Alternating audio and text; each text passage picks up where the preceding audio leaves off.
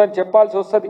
అట్లాంటప్పుడు మరి ఎందుకు మీరు సమాధానం చెప్పలేని స్థితికి వచ్చిండ్రు? నేను అంటున్నా, ఇప్పటికైనా ఇంత పెద్ద రాద్ధాంతం జరుగుతున్నది, ఇంత పెద్ద చర్చ జరుగుతున్నది, ఎందుకు కేసీఆర్ మాట్లాడలేకపోతున్నాడు? ఎందుకు హరీష్ రావే వచ్చి ముందు మాట్లాడుతున్నాడు? మరి అలాంటప్పుడు ఆయన ప్రతిపక్ష నాయకుడిగా ఇంకా అవసరమా అనే చర్చ వస్తుందా రాదా?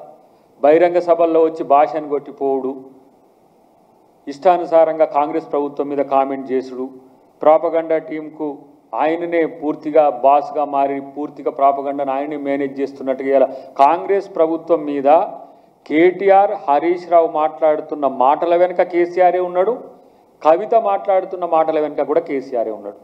Both sides. ఏది కవిత కేటీఆర్ పంచాయతీ ఏడున్నది? హాయిగా వాళ్ళు కలిసే ఉన్నారు. ఇదే ఇతర పార్టీల్లోనైతే అంత పెద్ద ఎత్తున ఆరోపణలు చేస్తే షోకాజులు ఉంటాయి, వాళ్ళకు సంబంధించిన నిర్ణయాలు ఉంటాయి. కానీ ఇక్కడ ఏముంది? మళ్ళీ కలిసిపోతున్నారు, లోపల మాట్లాడుకొని వస్తున్నారు, బయట కలవకుంటుంటున్నారు. ఇది ఫ్యామిలీ డ్రామా అనేది తెలియదా? ఇంకా మీ నలుగురు శని తెలంగాణకు పట్టాల్సిందేనా?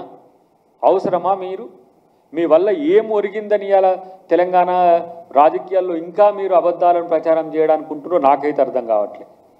కాళేశ్వరం కడితే అది కూలేపాయ.